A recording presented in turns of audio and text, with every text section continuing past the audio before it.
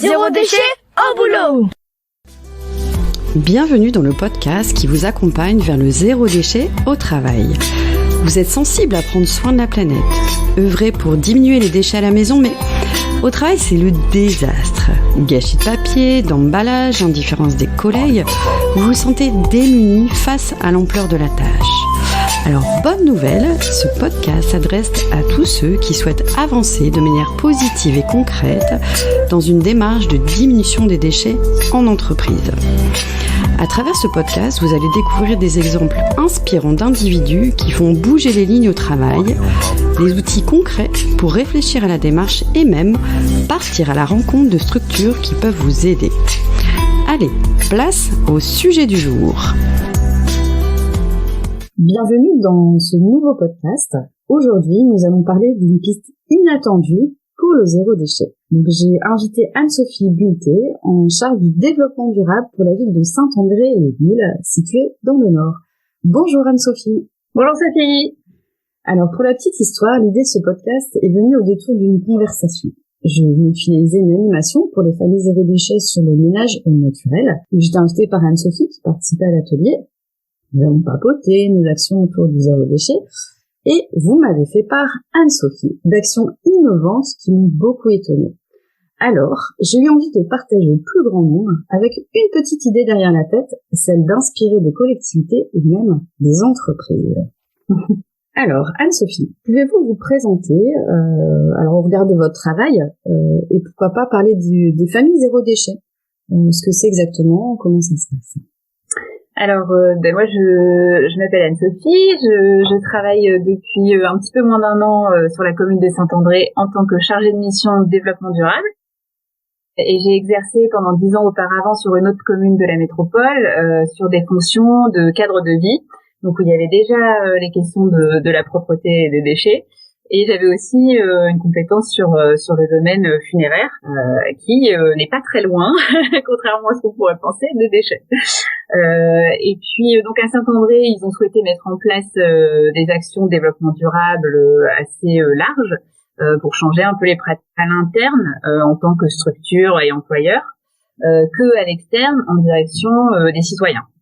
Anne-Sophie, pouvez-vous nous partager des idées de projets mis en place au sein de la ville de Saint-André? Alors, je pense plus spécifiquement à un domaine un peu décalé, dirons-nous, ou inattendu, dont nous avons discuté. Je laisse un petit peu de mystère et je vous laisse la main pour expliquer ces projets. Oui, on a différents projets sur la ville, toujours en lien avec la gestion des déchets et le développement durable.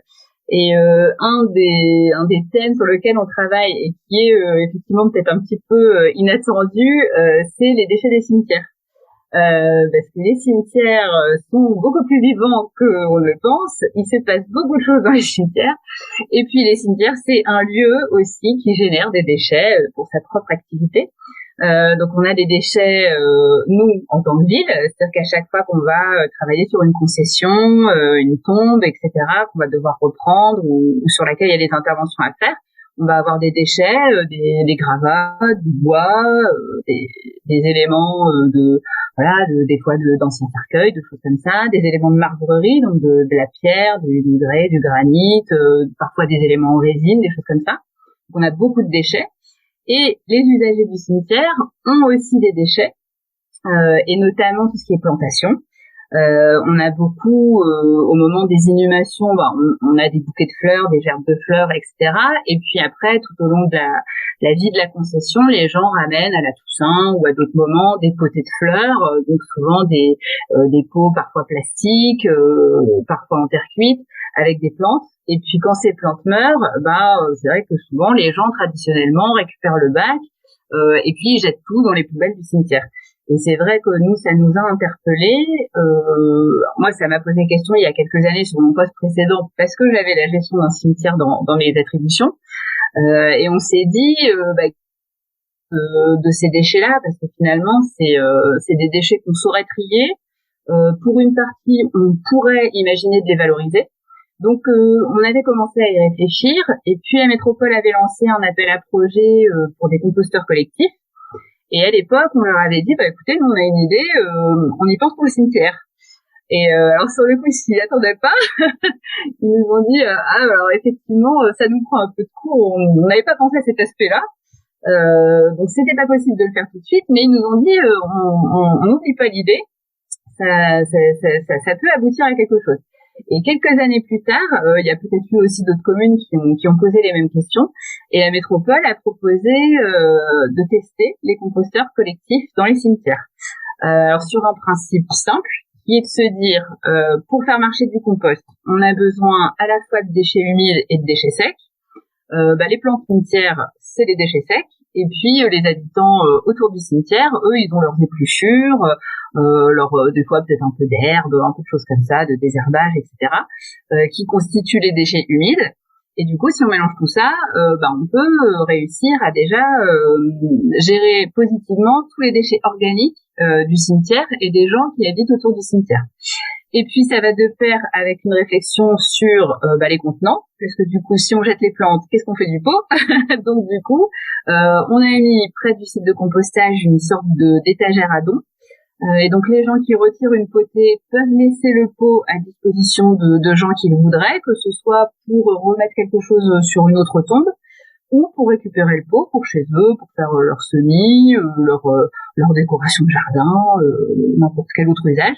Et donc du coup c'est pareil, ça nous évite de retrouver ces pots en plastique dans un conteneur traditionnel qui part en déchetterie et qui a peut-être des fois une issue pas très positive en termes d'environnement. Là, on recycle à la source, il a pas le temps de devenir un déchet et il trouve peut-être déjà très vite une deuxième vie dans le site ou ailleurs. Donc voilà. Bravo. Et donc ce projet est mis en place depuis quelque temps, si je me trompe. Alors il a démarré cette année.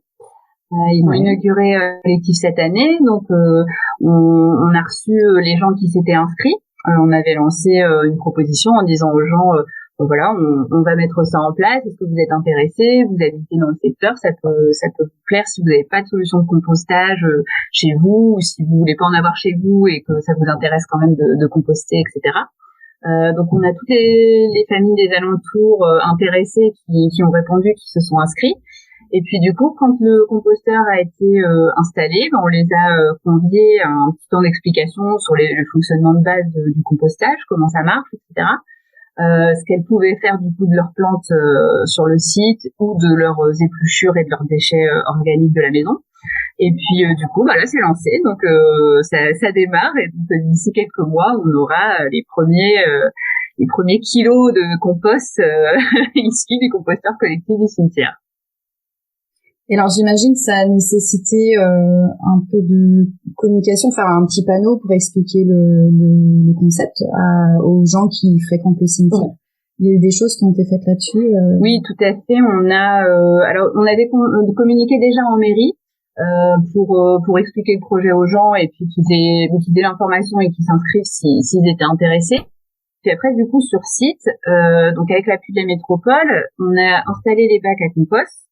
Et puis, il y a une signalétique dédiée qui explique l'utilisation de chaque bac, ce qu'on peut mettre, ce qu'on peut pas mettre, l'intérêt de l'armoire sur laquelle on peut déposer les potées qu'on n'utiliserait pas. Enfin, il y a toute une petite signalétique pédagogique, en fait, pour expliquer l'intérêt du dispositif. Et puis nous, le but à la ville, c'est de pouvoir continuer sur ces aspects-là de communication à prévoir des supports de com qu'on peut mettre à tous les endroits où on a des actions durables sur l'entretien des espaces verts dans le site, pour que la boucle soit bien bouclée, parce qu'on peut aussi nous alimenter le composteur avec les déchets villes. C'est-à-dire que dans le cimetière, il y a quand même quelques arbres, par exemple, donc à l'automne, les feuilles mortes des arbres municipaux qui sont dans le cimetière pourront venir jouer le rôle de la matière sèche aussi dans le composteur, etc. Et donc ça, c'est des choses qu'on aimerait valoriser aussi pour que les gens se disent il y a aussi toute la gestion du déchet naturel du site lui-même, avec nos arbres, nos plates-bandes, nos massifs, nos allées, etc. Et donc ça, c'est quelque chose qu'on aimerait encore plus développer en termes de communication avec les usagers du cimetière notamment. Et ça nécessite aussi une petite formation des agents en charge du jardinage. Oui, tout à fait. En fait, donc au début, quand le service espace vert a monté le projet avec la MEL, on nous a demandé en tant que ville d'associer des personnes qui seraient référentes du compost, parce que du coup, une fois que le composteur est dans le site, faut le surveiller. Faut quand même s'assurer que qu'il y ait pas trop d'erreurs dans les bacs, qu'on n'ait pas des gens qui nous mettent les pots en plastique par exemple dans le bac avec les épluchures et les plantes. Donc du coup on a désigné des référents au service espace vert qui ont eu une formation sur le compostage, donc vraiment sur tout le fonctionnement, l'intérêt que ça a de le faire, etc. Et puis la façon dont ça s'entretient, pour qu'ils sachent à quel moment va peut-être falloir commencer à le bac vers le bac de maturation, etc. jusqu'à ce qu'on ait le compost à l'arrivée. Donc il y a eu, il me semble, 5 ou 6 agents de l'équipe des espaces verts qui ont été formés sur ces sujets-là. C'est chouette. Et j'imagine que pour que le projet marche durablement, il faut des référents qui soient en charge de ce projet-là, qui puissent le suivre, informer. Mélanger le compost tout simplement. Oui, ça demande un investissement. C'est vrai que l'idée sur le papier, c'est pas le plus dur d'avoir l'idée. Ce qui est le plus compliqué, c'est de la faire vivre dans le temps. Donc en plus, nous les administrations comme les entreprises, les gens aussi de temps en temps ont une mobilité, s'en vont sur d'autres communes. Et il faut pas qu'on ait eu qu'une personne qui sache le faire et puis le jour où elle s'en va, qu'est-ce que devient le composteur, pour que ce soit vraiment quelque chose de pérenne. Donc faut former plusieurs personnes. Faut aussi avoir quand même un aspect de pédagogie avec les gens qu'on croise dans le site. Donc plus les agents sont informés, plus ils sont à l'aise avec le sujet, plus quand ils sont questionnés sur place par des gens qui peut-être avaient pas connaissance du dispositif ou juste qui sont curieux. C'est bien qu'il puisse y avoir aussi cet échange-là et puis que tout le monde puisse expliquer l'intérêt de faire les choses.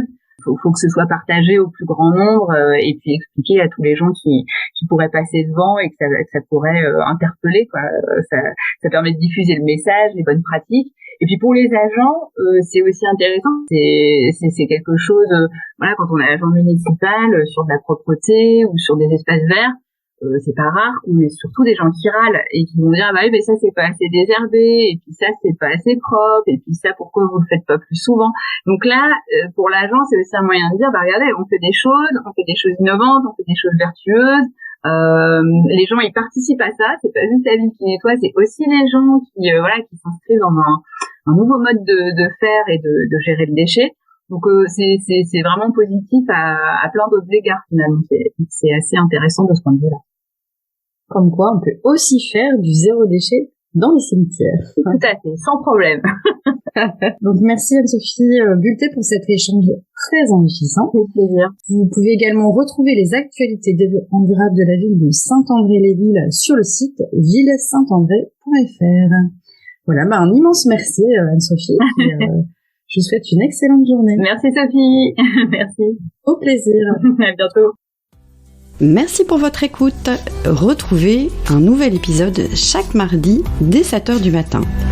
Et si vous voulez suivre les publications du podcast Zéro déchet au boulot, inscrivez-vous à la newsletter et vous recevrez dans votre boîte mail l'accès à chaque nouvel épisode. Vous retrouverez le lien dans le descriptif. Je suis Sophie Free. Dans la vie, je travaille pour sensibiliser au développement durable et je parle notamment du zéro déchet. Pour cela, je propose des ateliers, des conférences, des formations professionnalisantes, un blog, Sophie au naturel, et je suis aussi auteure de livres sur le sujet. Retrouvez toutes mes informations sur le site sophie-o-naturel.fr. Au plaisir!